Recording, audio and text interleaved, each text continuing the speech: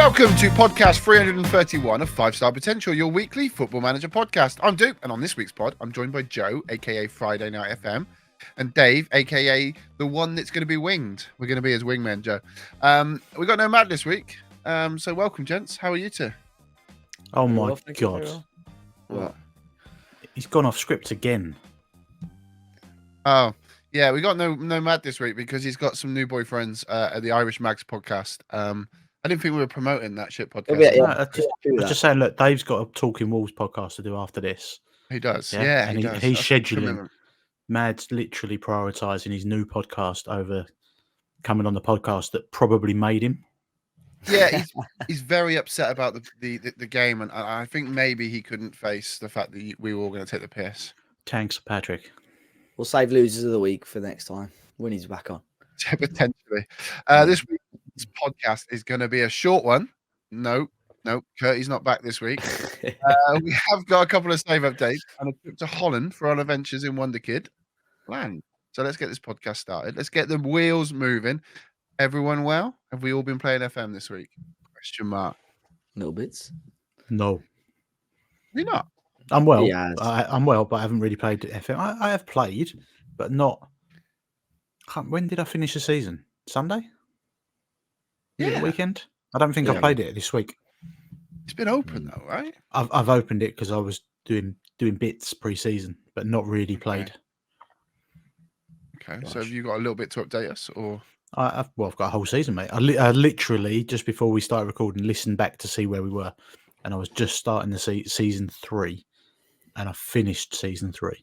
So, update. I think it's a wonderful place to start, then, isn't it, David?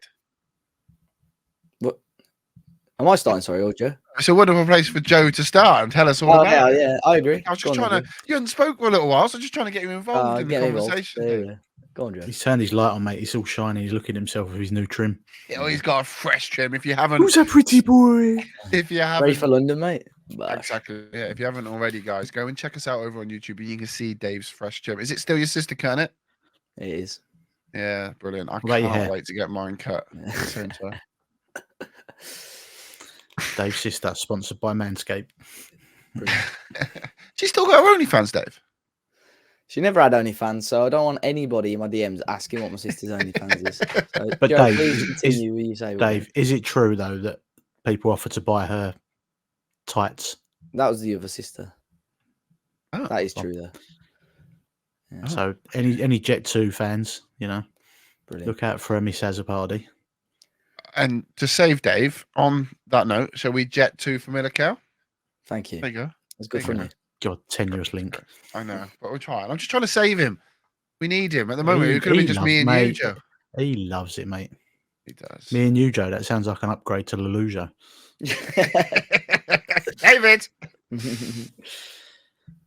Well, last week, I suppose I'd said about being knocked out of the Champions League group playoffs.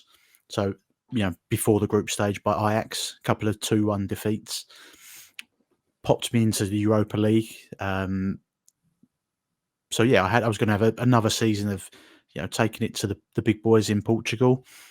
I sold so he was my left-sided inside forward on support, Oscar Aranda. He'd come from Real Madrid, had a big sell-on fee, which I'm seeing a lot in Portugal now, that there's a lot of 50% sell-on fees. So they must obviously get the players cheap and then just go, look, if they turn into anything, they're going to be sold with a big chunk going to the original club. He went to Leverkusen for just under 18 million, raising to 20. 50% of that went to Real Madrid, but obviously a still chunk of change for me because he was signed on a free just with a 50% sell-on clause. So he left, and my replacement, I can't remember if I spoke about him on the pod, but obviously I've done a blog post on him last weekend, Franco Gonzalez from Penarol. Mate, signed him for 3.5 million. He's already twice the player that Aranda was. Absolutely stunning player. I had a little bit of an issue because I signed him to replace him to play on the left cutting in. And his first few games, he wasn't good. And I wrote about this in the blog post. Chiquinho got injured. It was my right winger. I played Gonzalez at right wing. Mate, transformed him. He was just scoring goals, assisting, just turned into this awesome player in 10 games. And then I had obviously the situation where I was like, oh, what do I do with Chiquinho? And I thought, well, I could try and play Chiquinho on the left, cutting in. He's good, best player in my team by far. But then turns out, get to January and Wolfsburg jump in, sign Chiquinho for 24 million. So Dave's kind of helping hand of putting a 2.1 release clause in for me, helped me make £22 million on Chiquinho in a season. So lovely bit of profit there. Reinvested it into a wonder kid that we spoke about a couple of weeks ago, Claudio Echeverri from River Plate. And let me just tell you, he's very good. My jokes are shit. I know, mate. I was from writing that down earlier, I thought, well, that'll work. Signed him for $7.5 million from River Plate, and then signed Gonzalez Uruguay teammate Luciano Rodriguez from Liverpool FC, not Liverpool FC, for $4 million. So I've, out of losing best player in my squad in Chiquinho, I've got 3 players there that literally they're going to make me money because they're already going into the first team, already absolutely doing the business for me, which is great. Just sticking with the transfers before we talk about the results of the season, I used my Wolves affiliate link mid-season as well. Bought in Fabio Silva and Totti Gomez, and mainly the Totti Gomez deal. I bought him in because the best centre-half I had at the club, Otavio, Brazilian, really, really good player. Like if you're looking for, I'd probably say like mid to lower Premier League central defender, left-footed, Otavio is your man. So his release clause was 10 million and West Ham signed him in January. So got Totti Gomez in to just cover him. I was scouting a few South American players, but it was getting a bit tight on time and I didn't want to rush spending money on like a young Brazilian if I wasn't ready, kind of scouting wise, seeing what they were doing, kind of seeing where they were developing. And, for 6 months, Totti Gomez come in, absolute, brick wall at the back, fantastic player. Could sign him for 4 million on a permanent, still not anywhere near that at the moment, but he may come in before the transfer window slams shut at the end of the summer. So that was really, Fabio Silva as well. I had tried to get him a season before and Wolves weren't playing game. They didn't want to be that much of an affiliate to us. But Enrique Araujo, he'd gone 10 games without scoring a goal after being he was a great signing for me. For some reason, just wasn't hitting the back of the net. So I thought I'd bring Fabio in, see what he can do. And he come in, and to be fair, I think I said it to Dave. I was like, literally, I brought Fabio in, and then all of a sudden, Araujo started scoring again. And I was like, here we go, competition. I wouldn't say Fabio Silva set the league alight whilst he was with us, but he scored a few goals. So it was an okay. I had to pay 31 grand a week of his wages, which was like by far the highest. But even with Chiquinho leaving, he would have still been the highest paid player. And I don't think I've really got a return on my investment. But it was an experiment that I was willing to take. I've got a few quid in the bank, so I spent it, just to have a go. But in terms of kind of the league, I started really, really well, to the point I think I posted a screenshot on Twitter that we spoke about with the luck modifier, where I was just win. And at one point I was about 11 points ahead of Sporting, who were second. But they had about 4 games in hand on me. So they're probably 3 games in hand, actually, because they wouldn't have been able to overtake me. But as it would happen around the kind of winter time, I played Sporting and lost to them, played Porto, lost to them, drew with Benfica. And the one team, I'll only lost 3 games all season. I'll put this out there now. But I did lose to Casapia. Right? So shout out Foxy. He's spunking his pants right now. But I did lose to them. And in that probably month of results where we just had a bit of a dodgy run of form, Sporting took over at the top, and mate, they just weren't losing. Like they were just on what a run they were on. And I was like, well, I went from having 11 points ahead to being about 9 behind in the space of what felt like probably a month to 6 weeks. It was absolutely crazy. So then we just kept plugging away. We was getting results. And then they started dropping points. As it came to the end of the season, they had quite a tough run-in compared to us. They had to play Porto, they had to play us. I can't remember who else it was they played, but it all got tight again. We was down to 3 points, and then second from last game of the season, we played each other. I think we was playing it live in Discord, weren't we? And they got the victory, saw them become champions. And then on the last day of the season, we secured second place. So again, we get to qualify for the Champions League. But what was interesting for so not next season, season 4, season 5, Portugal's coefficients have improved. So now second place gets a group stage Champions League spot. So the last 2 seasons where I finished second, come season 5, if I've done the same again kind of next year in season 4, I'd go straight into the group stages. So or that stupid Swiss league, that they're doing. But in terms of that, so it's nice to see that the coefficients work as is already changing. They said about dynamic leagues and things like that, and I think as we're playing well, we've kind of changed it from Sporting, Benfica, Porto. We're in there now in terms of results, in terms of the stature of the team, and the club. Definitely not. We've been playing all season at Gil Vicente Stadium again because our stadium only had 5,500 capacity.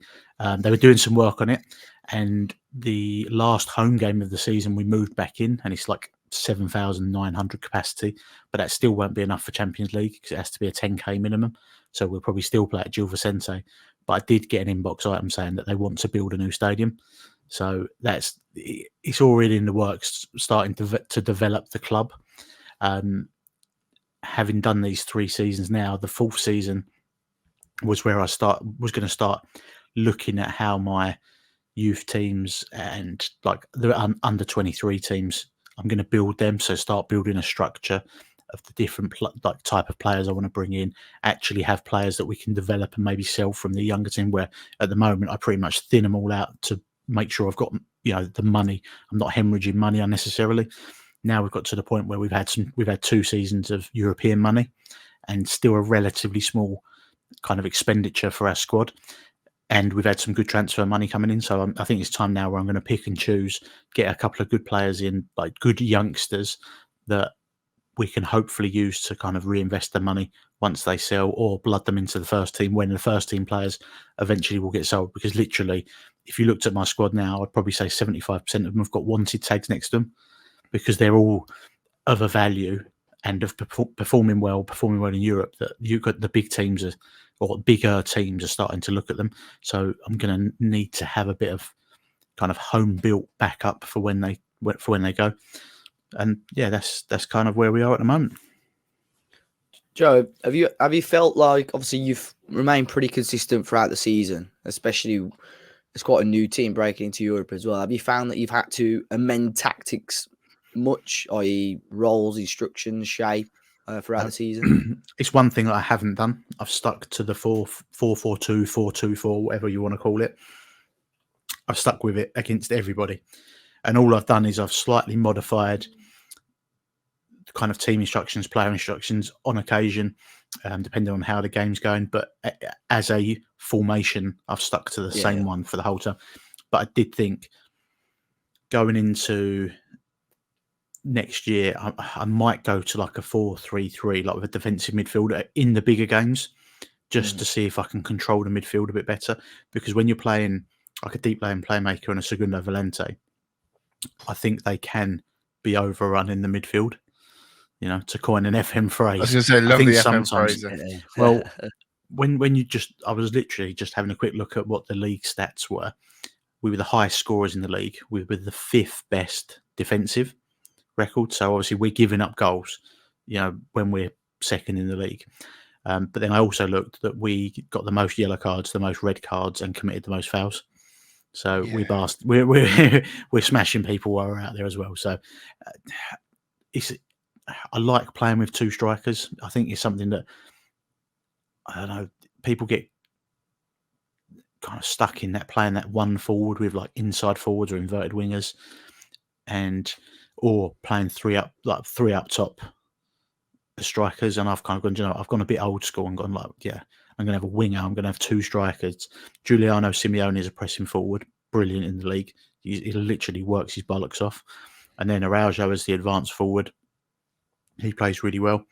I've just got a lovely little team at the moment. I'm the wingers that I've got, mate. They're definitely going to go for big bucks. But we've been watching a few games, and I was showing Dupe some Echeverry goals, and he loves to just cut in from that left hand side and just bend them into the far post.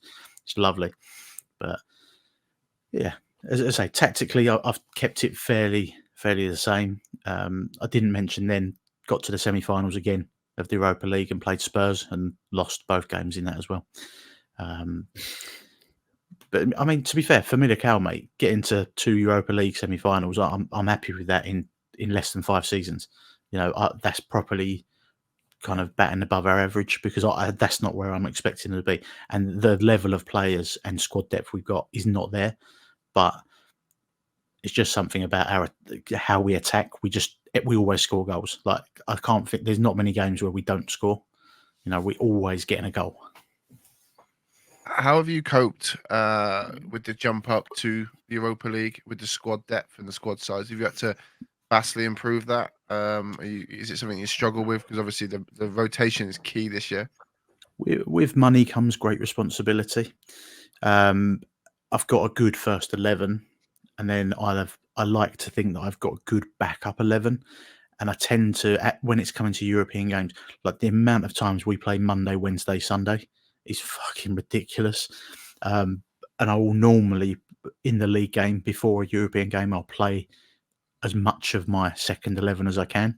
And with our attacking prowess, we clearly got good results still. On the odd occasion, I've had to bring the big guns off the bench in a second half just to win us the game. But yeah, in the main, I like to think that I build squads well to deal with what we've got. So having a good 22 means that I've always got good rotation.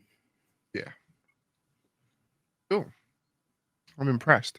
I mean, your squad building is always very good.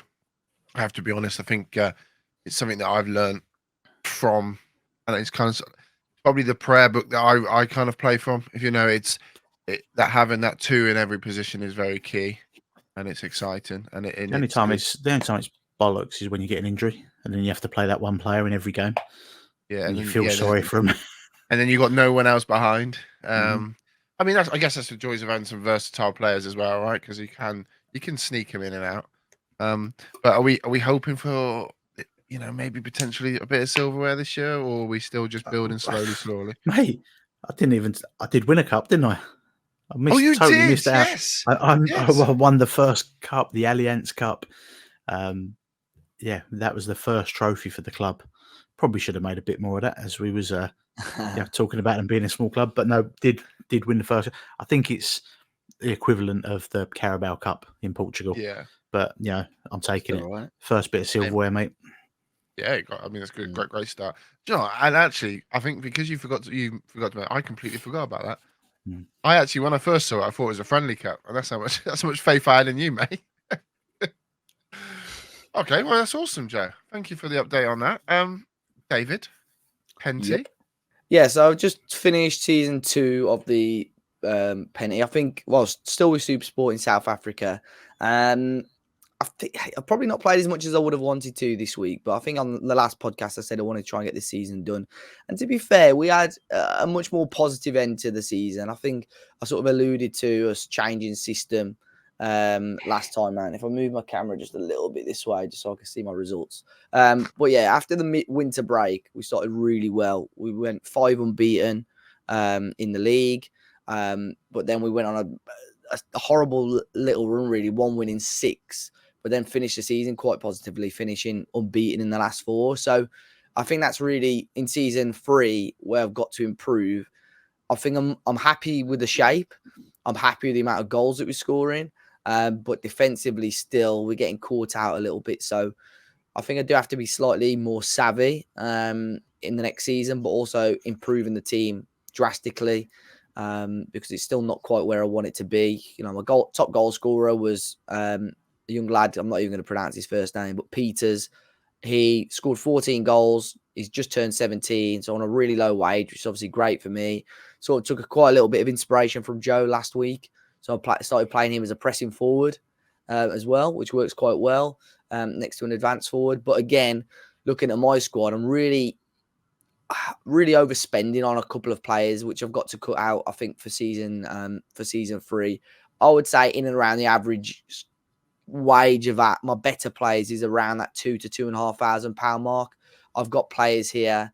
My goalkeeper, who's absolutely awful, on 4,300. A striker, who again, I'm not sure how to pronounce his name, but he's from Burkina Faso. He's on £4,000 a week. Sorry, only scored me 9 goals in all competitions. So I think I'm going to probably try and move those two on. I mean, the goalkeeper's retiring anyway, so that's £4,500 saved. The striker's on £4,000. I'll probably try and move him on, because with that £8,500, I could probably get in 4 or even 5 good players to help bolster the squad. Really, it's still hard to compete with the likes of Kaiser Chiefs, Orlando Pirates, because they have got players genuinely on 15-20 grand a week. So financially, they are much stronger than us. But I still have faith that this squad has got the quality to definitely start knocking on the door to try and get into continental football again. In the end, I mean, we started off the season quite poorly, but in the end, we went. Sorry, my camera's in my way of the league table. 45 points we finished on. The team in third was on 62. So we're not a million miles away, but we are still quite far behind. Really not done well in cup competition. So I think the board are disappointed with that. But like I said, I think we're the fourth or fifth top goal scorers in the league, probably conceding too many, like I said. So that I'm going to spend a lot of time in pre-season trying to perfect this squad, trying to get it where it needs to be. Like you boys said earlier, squad depth has been a little bit of an issue for me. I managed to get a young lad in from Wolves, funnily enough, on loan. He was only on about 250 quid a week. So I thought, in terms of wage, happy days. He was out of contract. I thought, well, this could be a really tidy piece of business here. A young lad, lots of potential, on a low wage. But he was expecting £2,500, a huge increase on what he was on at the moment. So I've sort of gone off that for now. But just a huge tidy up needed. And hopefully, whenever the next save update may be, I'm in a much better position. And as a team, or me as a manager, I'm in a much better place in our career. And for anyone interested, Vende, who obviously were the team that I got promoted last season, finished rock bottom with just 8 points this season, unfortunately. But okay season for us. Top Derby, we. Yeah. Top progression, good progression this season for us as a manager, but really want to try and I think I set myself a target, then a Champions League by Christmas Day, and I think that's gonna be tight now, I think. I think Joe's got more chance of winning a Christmas League, a Champions League before Christmas. Here we go, son. Yeah. You can do it, mate. You can do it. Yeah, we got all faith in you, Dave. I mean, bring it on the laptop on the weekend. Yeah, I was going to say, we'll spend some time having a look. Let Joe have a little look. I would say, yeah, it's mad, but I mean, do we really want to do that? But it's all moving in the right direction, yes, Dave? Positive, you're happy? You're going to stay where you are? I guess that's your best option at the moment, right? Yeah, I think so. I mean, I kept looking, having a quick look at the staff, but I mean, the available jobs, but the top 3, I don't think we'll lose their managers. So I'll stick where I am. Just looking at Vender as well, by the way, they conceded 100 goals in 30 games, so they did not have a good time at all. No. Would you be contemplating kind of heading out of South Africa, kind of going to Asia first and trying a bit there, or is it just definitely want to kind of get that one ticked off now?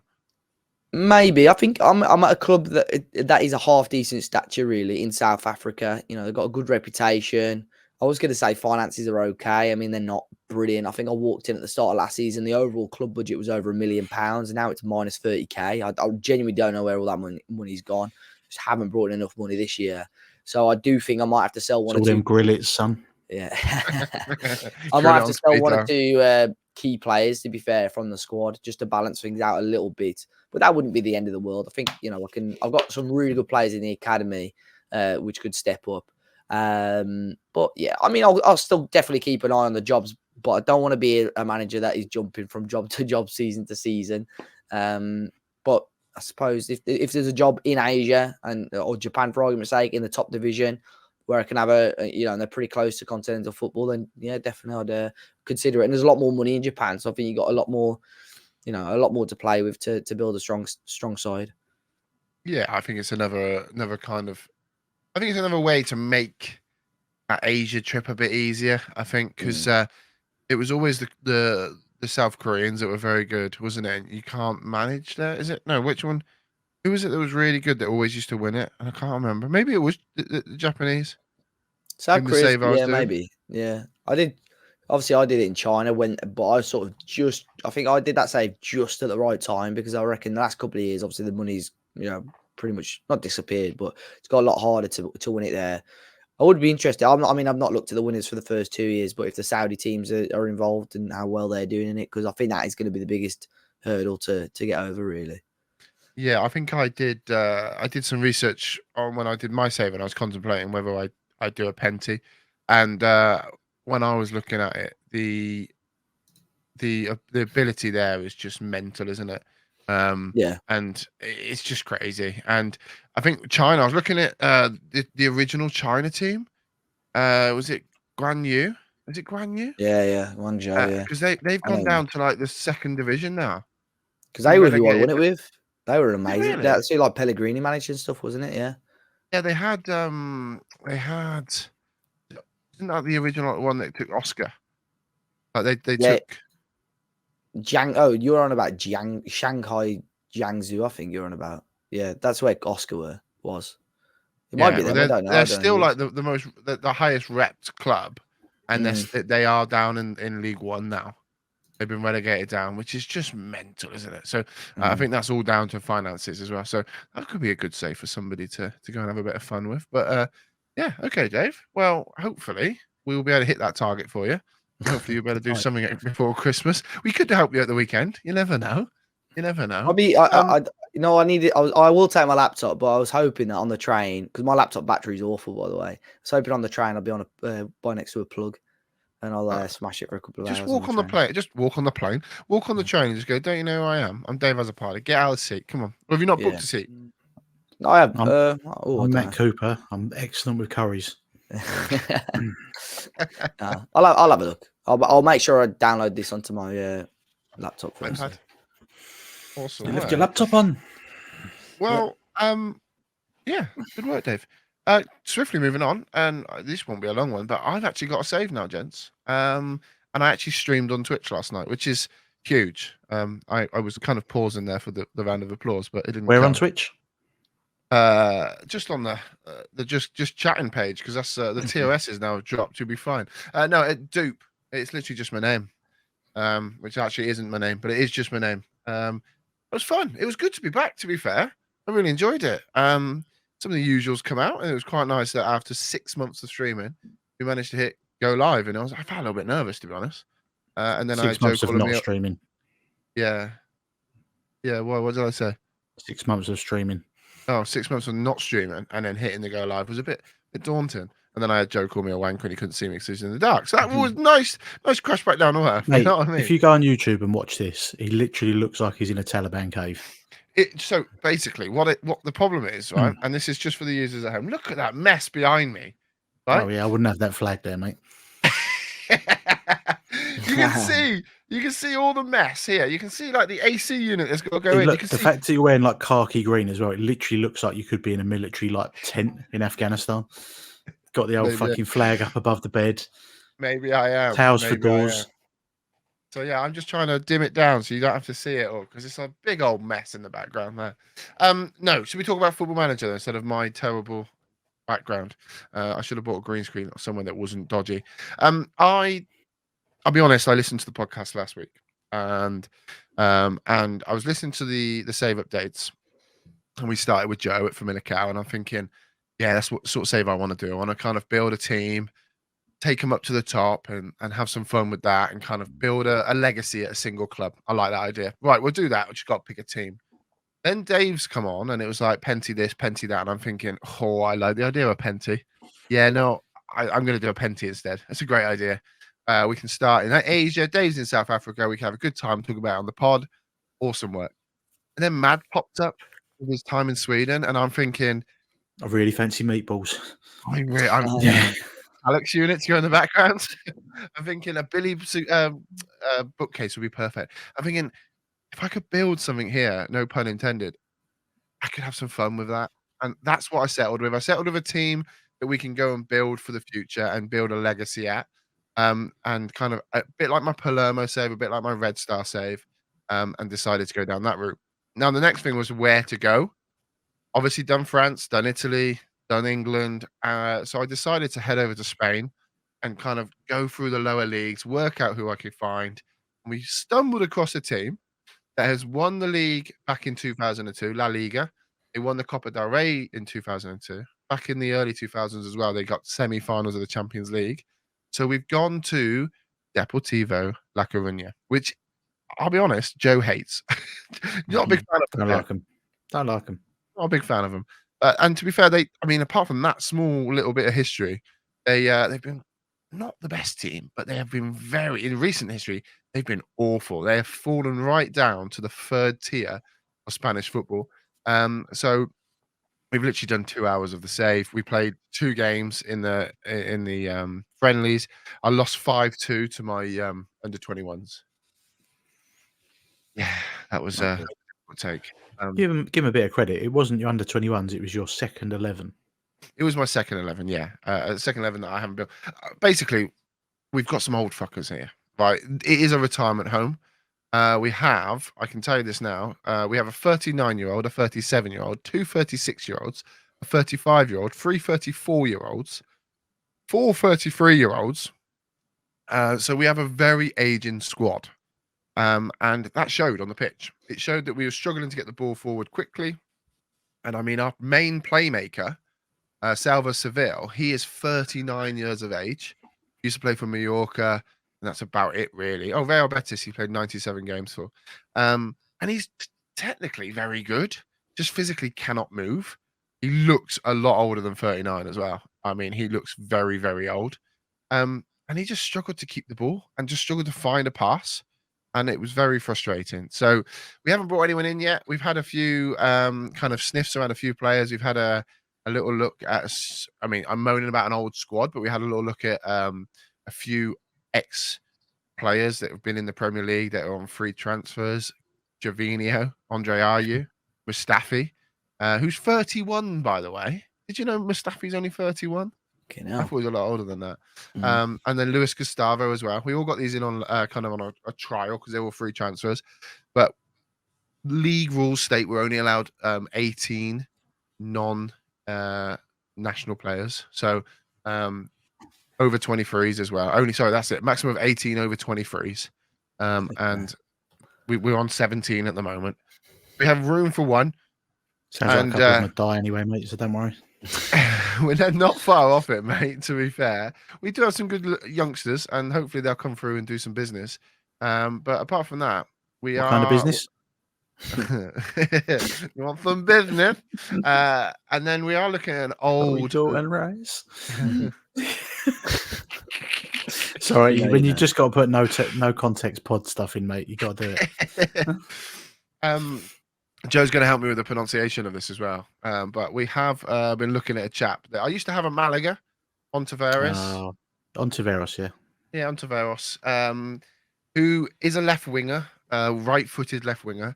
But I'll be honest, I'm looking at him and I want to retrain him to play in the middle. He's only 25, so we might bring him in and kind of play him in the middle and to overtake Seville and in that number 10 slot, or even drop him a little bit deeper, him as a number 8. Mate, you had your shorts on the sideline, mate. You might as well put yourself in at number 10. I did. I had shorts, t-shirts. I mean, we didn't have sliders on, but yeah, we're close to it. So yeah, I mean, we are 2 games in. We have lost both games. We lost 1-0. Played our second team, lost 5-2, and then we're about to play Auxerre away from home. And then we've got a few more games, and then the league starts. And it looks like it's just the league. I don't know much about lower league Spanish football.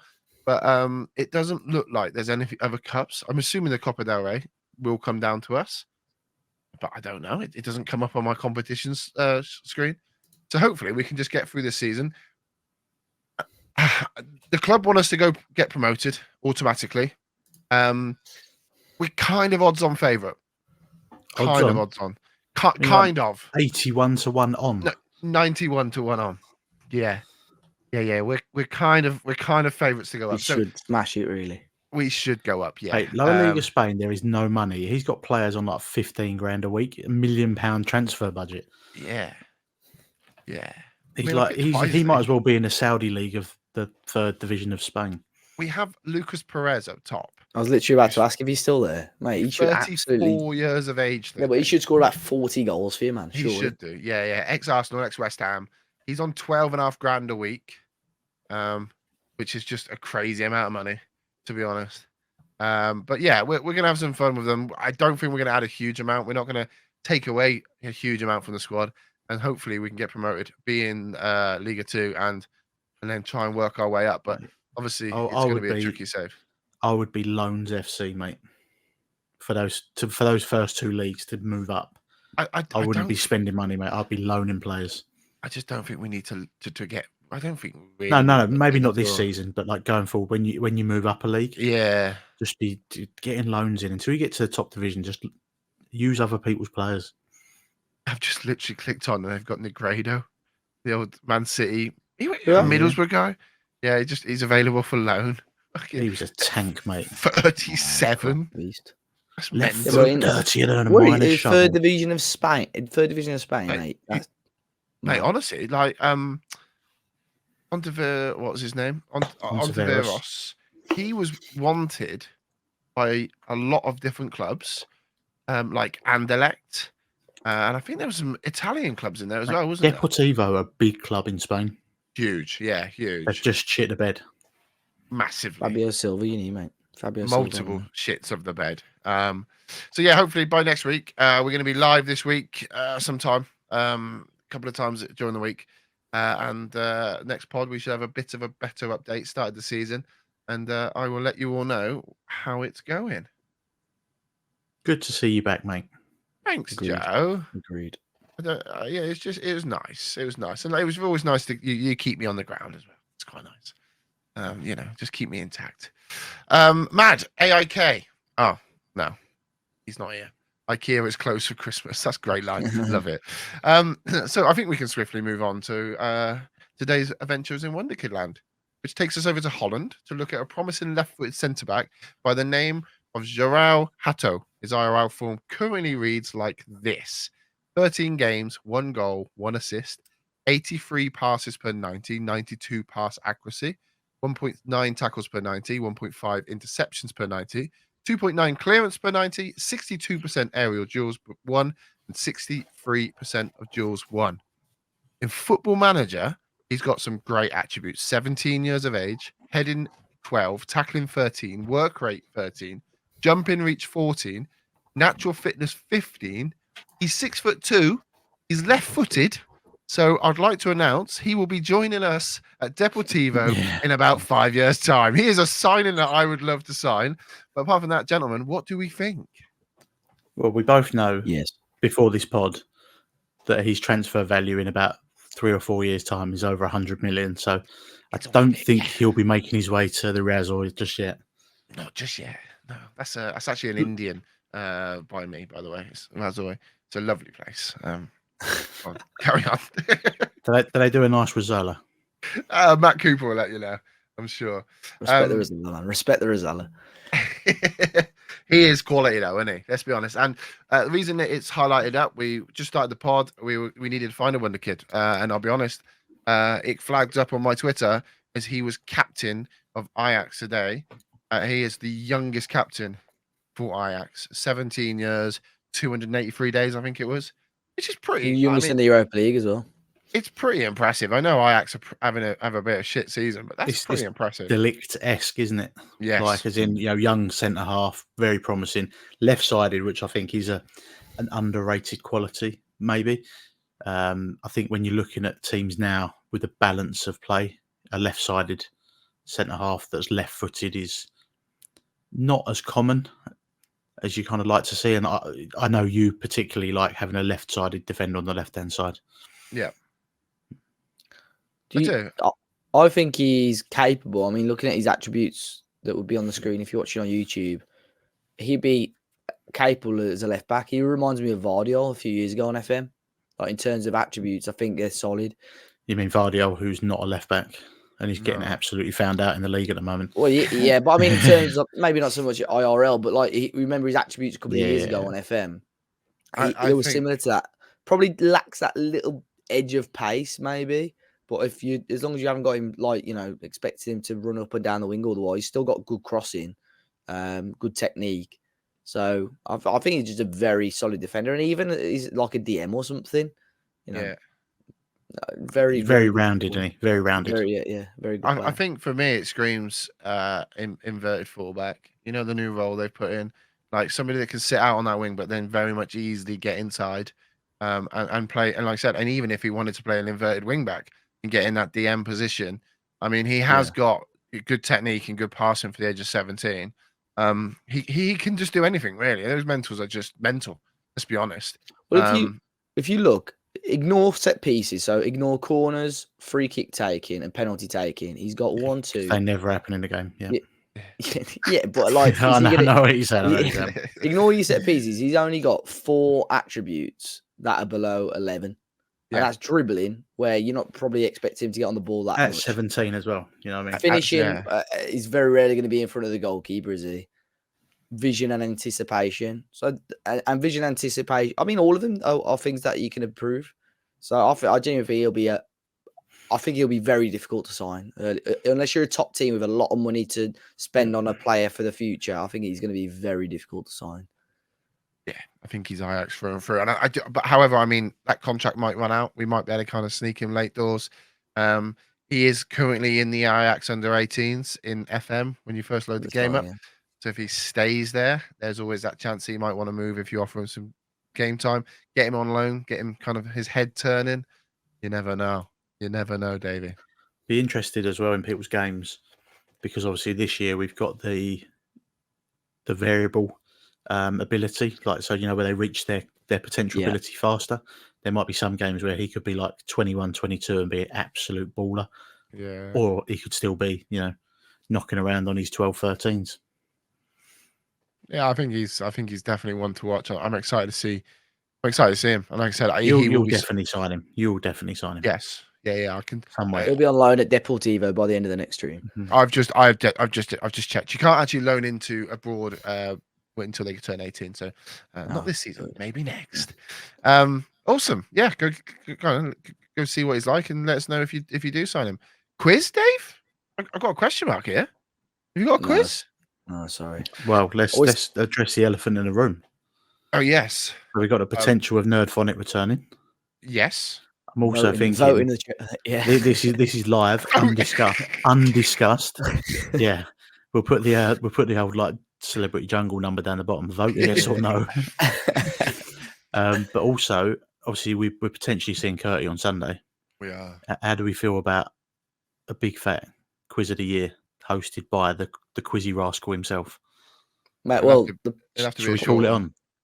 I think we asked the question because the pod will be out Christmas Day. Christmas Day pod? It will be, yeah. So if people are sad enough to be listening to us on Christmas Day, I think that'd be whoa. If we're accompanying you on the lovely day that is Christmas Day, and you fancy playing FM away from all the hustle and bustle, away from all the Christmas nonsense. I mean, it could be the first. People could open a Football Manager. Can you still buy the actual physical disc? People could open it on Christmas Day, put it on, and go, I mean, there must be a podcast I can listen to, and it's us. And the first thing they hear is us. To be fair, I think we've had a couple of Christmas Day episodes, and people have listened on Christmas Day. Okay, I think it's one of them. It's Football Manager is the escapism, isn't it? It's what people do. They get us on the Alexa. There you go. Yeah, I can't wait for like a dad to be kind of going, let's listen to 5-Star Pod as the kid opens a stocking, and all you hear is Joe calling somebody a wanker. It'd be amazing Christmas in somebody's house. I mean, I don't think I've sworn yet. I was gonna drop the C bomb, but we don't. Cunt. Oh no, thank you. Let's go. Okay, well that nicely brings episode 300. Whoa! Oh, Dave, can we have the Christmas line, please? Oh yeah. Right, let me psych myself up 1 second. It wasn't again. This is out of context. Well, it's not out of context. For 3 words. This, hello, Merry Christmas. Okay, so we don't give context to a lot, but I feel like we need to give context to this because this is it's another bit of great banter, in my opinion. So we did do a Christmas recording once, and the intro was meant to be everybody said hello, Merry Christmas, and Dave was the only one that didn't do it, so he just sent that on my audio corrupt. Can't remember what something like that. Yeah, and he just had to then record hello, Merry Christmas and put it in the chat. I then just nicked it and I used it as a sound alert, just constantly. Hello. And we- Merry Christmas. And then I stuck it on my soundboard, and then randomly in pods, I just put Merry Christmas. Iconic, mate. I mean, it's not as good as the best one. What's that? Which one? Mats and Nunts. Oh yeah. He's coming back, and that's the first thing you're talking about. You find that sound clip. I will find that sound clip ready for next week. So make sure you're listening on Christmas Day. So that does actually bring episode 331 to a close. You can find the links for each of us in the podcast description or by visiting 5starpotential.com, where you can find all of our latest Football Manager content, including Joe's Wonderkid watch on Franco Gonzalez. 5-Star Potential is available on iTunes, Spotify, and most of our popular podcast apps and platforms, with a new podcast released every single week. Thank you all for listening. There'll be more from us on Christmas Day. Merry Christmas. No, that's a bit early, isn't it? Don't like that. Goodbye. No, it's not early. Merry Say Christmas. goodbye, folks. Goodbye.